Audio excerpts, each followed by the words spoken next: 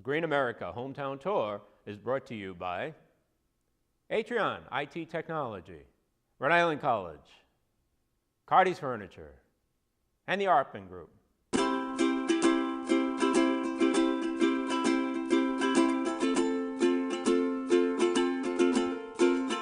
Hello, I'm Peter Arpin, and welcome to ReNewable Now's special coverage of Grossmont, Rhode Island's Power of Place Summit. This is part 2 of our series covering the presentations of the conference. Well, my first time in Providence was a class trip when I was in graduate school, when I was in business school. Came to Slater Mills. Hadn't taken a class trip in years, but there I was, 26, 27 years old, taking a class trip to down here. And so I've been watching Providence over many, many years, and I think it's very easy to say that downtown Providence has never looked better, probably ever.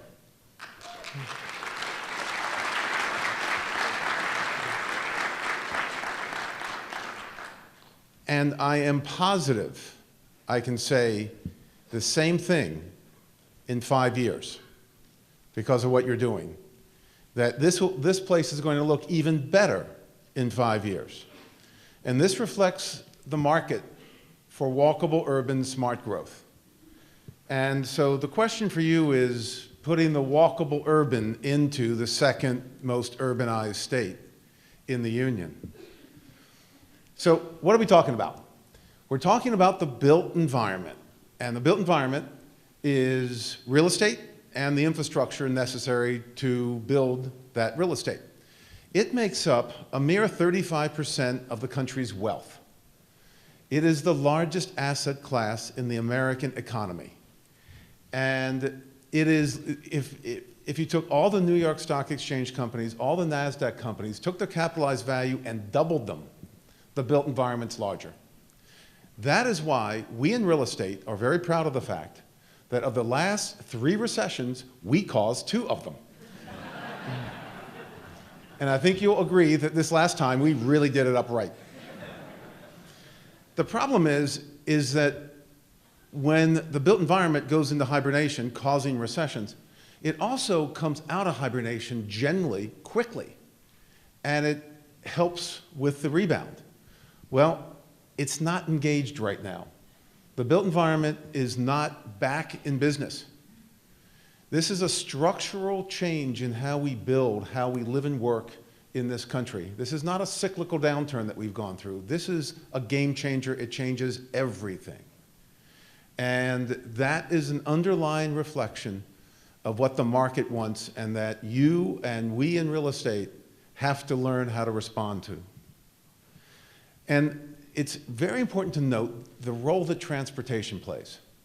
If you look at the 6,000 years that we've been building cities, the key driver is transportation. Transportation drives development. There are 15 different infrastructure categories, but first among equals is transportation. And to modify a famous Winston Churchill quote, we first build our transportation system and then it molds our metro regions. So as a result, there's actually only 2 ways to build the built environment in broad strokes. And it is driven by 2 different transportation investments. What is up behind me is something you all know quite well, is how we've been building over the last 60 years, where we only put in effectively 1 transportation system, roads, and it leads to that one way of building the built environment, which is referred to as drivable suburban. And it's you need your car to go virtually everywhere. Some places you need your car to go to the bathroom. And it's very, very low density and everything's separated from one another. There is no mixed uses at all. The other way is walkable urban. When you put in a portfolio of transportation systems, including the car. Car is very important, will be very important for the rest of all time as far as we know. But we need to have rail transit and bus transit and bicycling is very important. But when you get to wherever you're going, it's walkable. And that means the place is going to be much more dense. It's going to be at least 5 times as more dense than drivable suburban, and it really works best at 10 to 20 times more dense, much more compact. So you saw Jeff talk about Arlington County with that 7% of the land mass. That's the walkable urban part of Arlington County. And this walkable urban place, the beauty of it is that as you build more of it, it just gets better. It's a complete different paradigm than drivable suburban. With drivable suburban, as you build more drivable suburban, the quality of life goes down. We didn't know that when we started this drivable suburban experiment 60 years ago. We'd never built it in the history of civilization. And we just had great expectations for it. And that expectations, it included open space and freedom to get around easily with your car and no pollution. As that next subdivision comes next to you, open space goes away, more traffic, and more pollution. It's the more is less phenomenon. That, by the way, also explains the largest rise in democratic groups in this country over the last generation. That the rise of neighborhood groups is a direct result of the more is less phenomenon. That neighborhood groups, when I was growing up, there was no such thing as neighborhood groups. Now every neighborhood is organized, and they're organized to rationally stop development because they don't want that next subdivision. They don't want that next subdivision next to their subdivision, which had been built next to another subdivision that the previous neighborhood group was fighting. And so it's a rational response, and it's led to virtually every neighborhood in this country being organized. So as I say, there's only 2 ways of building the built environment: drivable suburban and walkable urban. And we started building drivable suburban after the Second World War in a serious way. Prior to the Depression, we primarily built walkable urban places. That's many of the places that you're trying to resurrect all throughout the state was built before the Depression. But after the Second World War, when we got back to building the built environment again, we pushed that pendulum all the way over and just for the last 50, 60 years built drivable suburban. So at the University of Michigan, this is just to demonstrate how rigorous and tough a professor I am. I make my students watch popular movies. And the most important movie relative to the built environment is a 1985 classic, Back to the Future. And by the way, Back to the Future, this is Back to the Future 1. Back to the Future 2 has some great lessons too, but I'll just give you a heads up. Back to the Future 3 is pretty much worthless. So I want to show you a few clips here, and it demonstrates the 2 ways of building the built environment in one movie. There's no other movie that I know of that shows this. So in this first clip, Michael J. Fox is in the 1955 downtown Hill Valley. Now, by the way, this is a fictional town. So the script was written in the early 80s out in California, and the developers out there basically copied a trick that we in real estate use to name places. They came up with this fictional town, Hill Valley. What a stupid name, right? But we name things after what we destroy. So they took the hill, dropped it into the valley, built this town. But this is an entirely different town than what most people experience, certainly back in the 1980s. Higher density, you can get around on foot, with your bicycle, with cars, with buses, or skateboards if you're Michael J. Fox.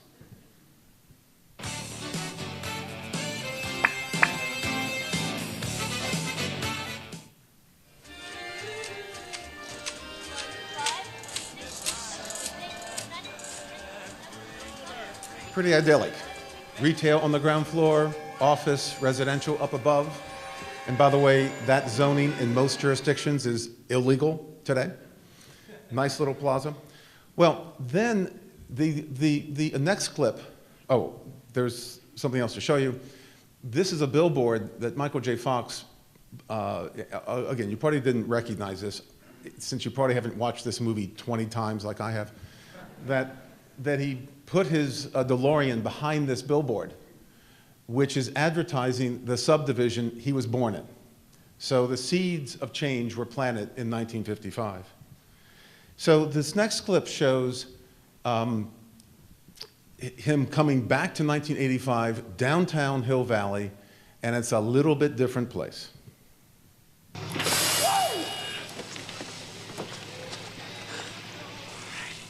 Oh, Brett, you look great. Everything looks great. 124. I still got time. And by the way, that plaza that the homeless was sleeping on the bench right in front of, that plaza had been turned into naturally a surface parking lot. So now he goes out to the town center in 1985, which you know what it is. It's the regional mall. And you'll notice a couple things. One is that they use the same trick in naming the mall. And number two, I'll ask you, what happens in this clip that would never happen in real life?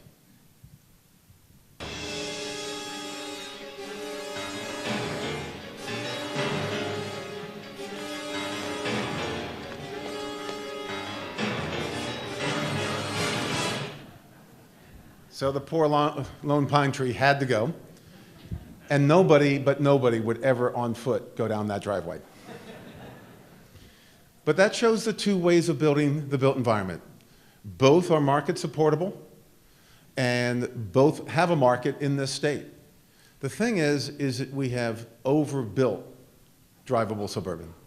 In fact, in my most recent op-ed in the New York Times, I postulate that the fundamental market reason for the Great Recession, it wasn't Wall Street and the fact that we had children that were really regulating the banks, that we had a lot of crooks in the banks. It wasn't that. That facilitated the market collapse of the drivable suburban fringe. That's what caused the Great Recession. And why does that happen in real estate? Because we built too much of it. And where is the value? The value is in the walkable urban places. And I'll show you that in just one second. So all during the second half of the 20th century, we of course put in place the transportation system, and this is near where I grew up, near King of Prussia in Pennsylvania, outside of Philadelphia. So we put in the freeways, and we put in the subdivisions. We then, of course, built the malls that service those subdivisions. Then we got a lot better at building the freeways. And we, of course, just continued to drive the sprawl further and further out. And Jeff showed you Cleveland. Basically, for every 1% population growth in this country, we have seen land use consumption increase from 6 to 8%. Now, we have a lot of land in this country. You don't have a lot of land here in Rhode Island, which is a good thing. But throughout the rest of the country, we have a lot of land. We stole the land fair and square, and we have a lot of it. So we use it, throw it away, and just keep on moving out. Now, why is this happening? Why is, over the last 15 years, have we seen the pendulum begin to come back from just the market wanting drivable suburban back to building walkable urban? It started somewhere in the mid-90s, and I know who to blame for this. The people who did this to us are the damn kids. It's the millennials. It's my kids, it's your kids. And really the best way to understand this, besides all the surveys that Jeff just showed you, is to understand what TV they were brought up with versus what we were brought up with. That we baby boomers were brought up with Leave It to Beaver and Dick Van Dyke and the Brady Bunch, all set in the suburbs, even though very few of us lived in the suburbs back in the 50s. But we aspired to live in the suburbs. Hollywood does more consumer research than any industry in the country, and they were giving us what we were aspiring to. Now fast forward to what our kids were raised on, starting with Seinfeld and Friends and Sex and the City, an entirely different image of how our kids wanted to live. And they were just playing back to them that aspiration of living in a walkable urban place. But there's other reasons. The baby boomers are still in the picture, and I tell my kids constantly, we're never leaving. We're never going to get off the stage. We're never retiring. Our 401ks have tanked. But we are becoming empty nesters, and we will, in fact, retire, and we know that folks, when they do retire, tend to downsize, and more of the baby boomers are downsizing to walkable urban places. By the way, it's very important to note that, and I'll show you some examples in just one second, this is not just about the revitalization of our downtowns. That's probably a minority of where this demand's going to go. From my research at Brookings, it's probably 2/3 will be going into the suburbs and urbanizing the suburbs. And 1/3 will be going into the revitalization of our downtowns. The other thing is just pure demographics. When you look at the millennials and the baby boomers, add them up, they are more than half of the total population in this country. They are the two largest generations in history. And you add those two up and the impact on demographics. When I was growing up, 50% of households had children living in them. 50% were singles and couples. Today, it's 75% of households are singles and couples. Only 25% have children living in them. When you look at the demographic growth over the next 20 years, just looking at the marginal growth, only 14% of new households will have children living in them. 86% will be singles and couples. Now, singles and couples are certainly the target market for walkable urban development, but families are certainly welcome, and we're seeing a baby boom in the Upper West Side of New York, in Lincoln Park, in Chicago. I know it. I live right across the bridge from Georgetown. There's a big baby boom going on there. I know it because all these millennials, they get these Cadillac strollers, and you got to go into the street as they're going down the street. The other thing is sheer boredom. That we've only offered over the last half century one product. If you moved to Providence 20 years ago, you could live in a single-family home or you could live in a single-family home. Your choice. There was no choice. And the market is just getting bored with not having that kind of a choice. We know from Richard Florida's work, his work about a creative class, that they are demanding a walkable urban place. But finally, it just comes down to sheer economics. That to participate in our society over the last century, you must, as a household, maintain a fleet of cars. And we in real estate first thought that the big three in Detroit were our friends. Little did we know that they were eating our lunch as they were gobbling more and more of the household budget. On average in this country, 19% of the average household budget goes to transportation. Almost all of that goes to cars. If you disaggregate the data, drivable suburban households are spending 25% of their household income on maintaining that fleet of cars. That's to service them, that's to pay off the debt, that's to insure them, that's to gas them, that's to park them. But if you look at the walkable urban households, they're only spending 9% of their household budget on transportation. And they're not getting pulled aside when they are drinking too much at night because they're walking home. That 16% difference in spending between those two household types is somewhere around $700 to $800 billion of spending per year. Then from a pure consumer research point of view, lots of data showing this, but here's one that is from my colleague at the University of Michigan. He did in-depth consumer research down in Atlanta and up in Boston. One could argue the two bookends of US metro areas. Long story short, 30–40% of us want it walkable urban, 30–40% of us want it drivable suburban, 30% could go either way. So, in other words, it's this classic American split 50-50 down the middle as to what we want. But what about the supply side? On the supply side, Even in Boston, if there's 20% of the households that can live in a walkable urban location, I'd be surprised. In Atlanta, if it's more than 4%, I'd be surprised. As a result of the Great Recession in particular, which just sped this trend up, we've seen the lines cross between where is the most expensive housing in every metropolitan area in the country. In January of 2000 in Atlanta, it was in a suburban area called Buckhead, where all the mansions were. Today, it's in a place that 30 years ago was a slum called Virginia Highland. Now has the most expensive housing on a price per square foot basis. Tight, small houses, townhouses, condos in a location just east of downtown. A slum 30 years ago, the most expensive in the region. Same with DC, same with Columbus, same with Boston. That the pent-up demand for walkable urban, because there's so much demand and there's very little supply, drives that pent-up demand, drives those price premiums. And what I've seen in my studies throughout the country is that walkable urban price premiums are between 40 and 200% on a price per square foot basis. 40% higher to 3 times higher for a comparable product. The thing about walkable urban places, though, is that they are much more difficult to build and manage. That we in real estate got really good at driving NASCARs. A NASCAR, you go straight or turn left. They're not engineered to turn right, which I find somewhat ironic. Only they can go left at 150 miles an hour.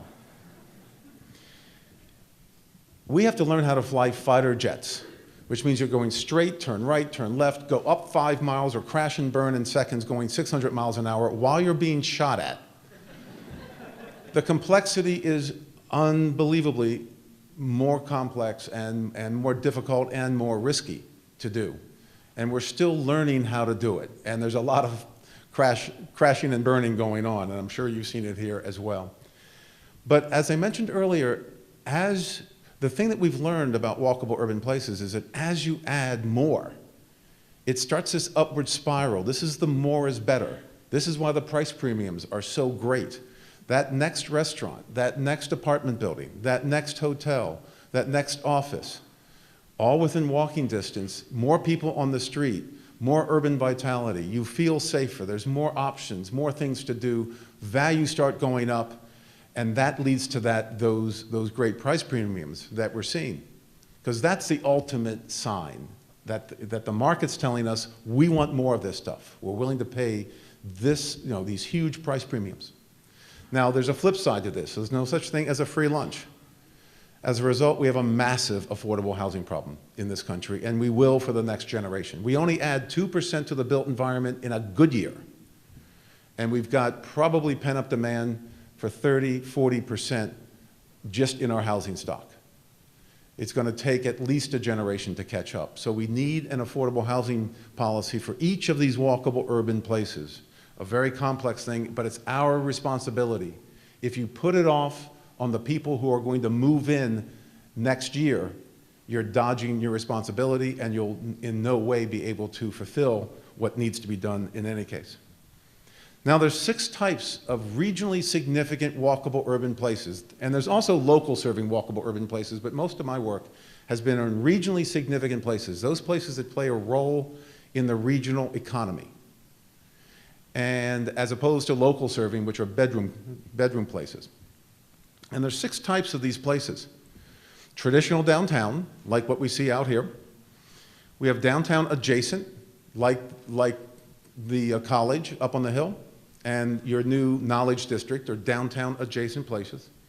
You have historical commercial places that were local serving once in the 19th century. Now they become a major destination for either employment or for retail.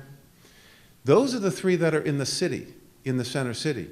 The other 3 are in the suburbs. You've got suburban town centers. These are 18th, 19th century towns that lost their relevance in the late 20th century, but they have a great grid of streets. They have historical buildings. They have memory. They have a there. They are all coming back throughout the country. And Pawtucket is just one example here. The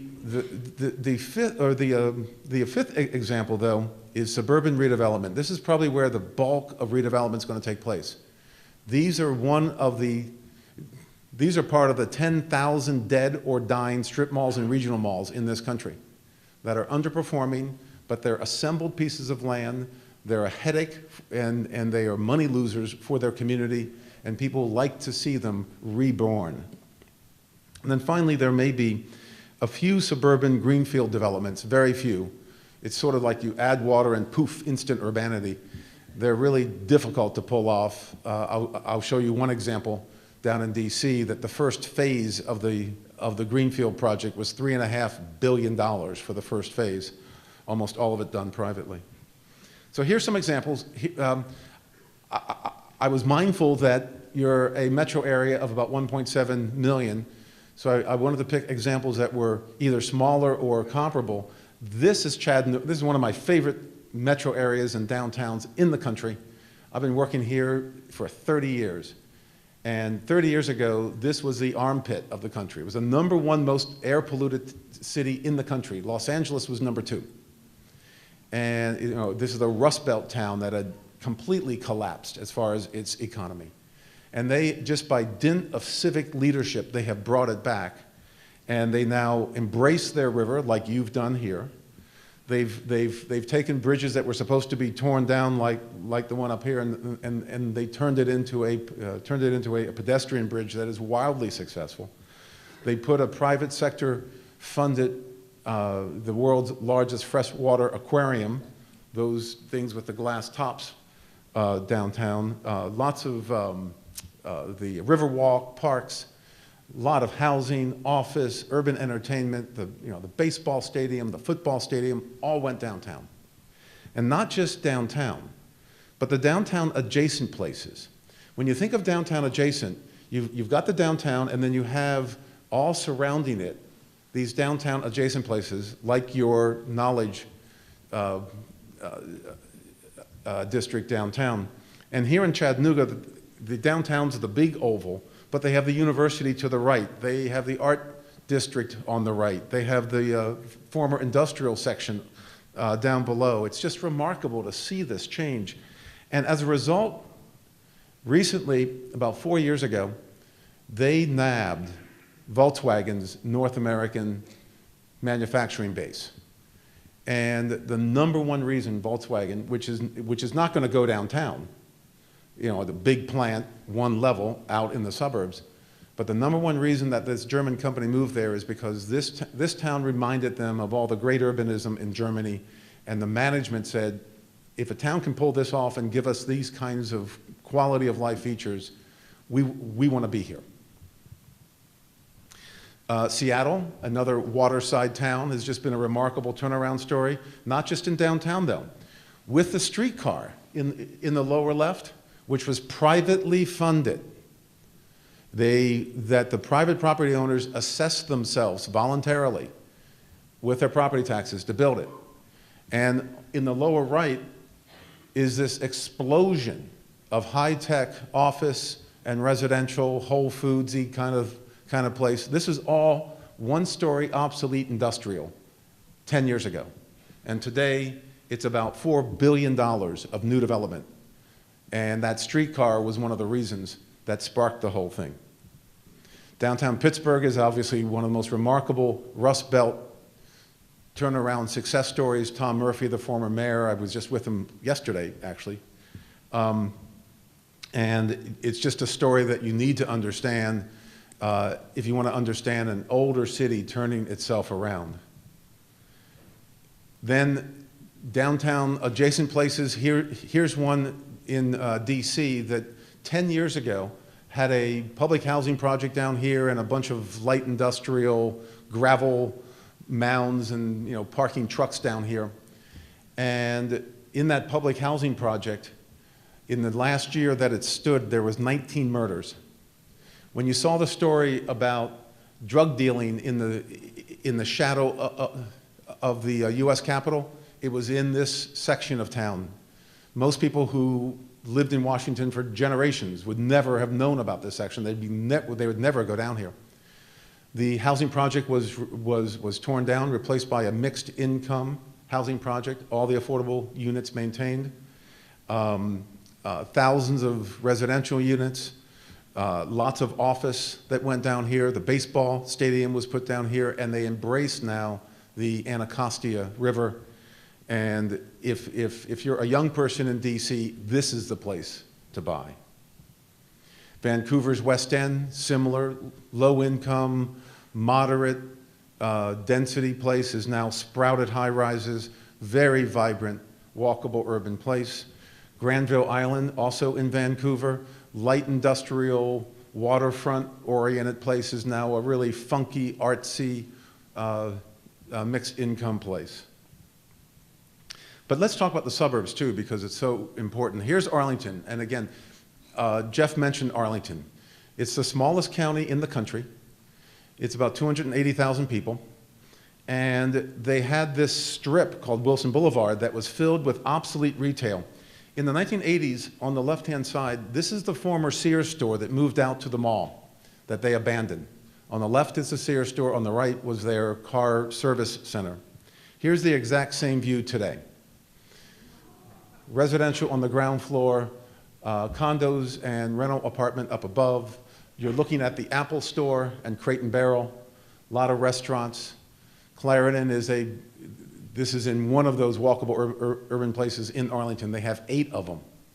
And when you add up the 8 places, it represents a little over 10% of the land mass. All of this has been developed within the last 20 years. It now represents over 50% of their tax base. And as Jeff mentioned, very low taxes at the household level. They basically shifted their taxes into this 10% walkable urban place. They have one of the finest school systems in the country, and the traffic counts are down in absolute terms, in spite of this tripling of the built environment. And by the way, all the neighbors around it love it as far as the single-family housing. Their housing values have a price premium of 60 to 80% higher than comparable housing about a half mile away, because they have the best of 2 worlds. They can live in suburban splendor and walk to great urbanism. And this is also what we're going to see a lot of, you're going to see a lot of. This is downtown, or this is going to be downtown White Flint. On the right is something that you, I'm sure, have no shortage of. Unmitigated traffic sewers, 6 and 8 lanes wide, with god-ugly stuff on both sides. This is the dreaded Rockville Pike in one of the wealthiest counties in the country, just north of DC. On the left is what's going to happen to it, which has been approved. It's going to triple its density. And most of the improvements are going to be made by the private sector development community, like that streetcar that you see there. And guess what? The 3 neighborhood groups around it were the ones at the table, pounding the table, telling the county executive, damn it, increase the density. We want our town to be a walkable urban town, not like it is on the right, because it's dangerous for our kids and it's ugly. And then finally, this is that greenfield site that I mentioned to you. Again, it's amazing what $3.5 billion can do. So I've got a to-do list for you. As a professor, you can't help but do this. Number 1, you gotta build the streetcar. It is absolutely critical. Transportation drives development. If you don't build this streetcar, you are gonna continue to be lapped by your competition. There are hundreds of ballot measures in this country over the last 7 years to build streetcars and light rail. 70% of them have passed in such left-wing places as St. Louis, Salt Lake City, Denver, Phoenix, Charlotte, Dallas. And they are building this kind of infrastructure. If you don't do it, you're going to get lapped. And the economic generation is 8, 10, 15 to 1 as far as the value that is created by the streetcar. By my research, there should be 6 to 8 regionally significant walkable urban places per million of population. That means that you should have 8 to 10 regionally significant walkable urban places here. I count, of course, downtown Providence as one. The Knowledge District is two. Where are the other 7 to 9 going to go? Then you have to plan and build the infrastructure needed for those places. But an interesting thing is, and Jeff alluded to this, when you take Jeff's presentation, you come to this conclusion that the infrastructure on a price per square foot basis is 1/10 to 1/20th the cost of drivable suburban infrastructure. So if somebody tells you we can't afford a streetcar, garbage. You can't afford to even maintain your roads, much less build new roads. The streetcars are economic generators.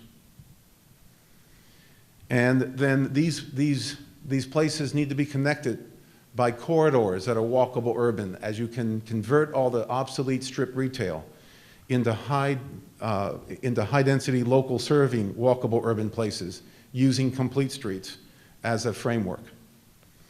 And then finally, restore the state infrastructure tax credit.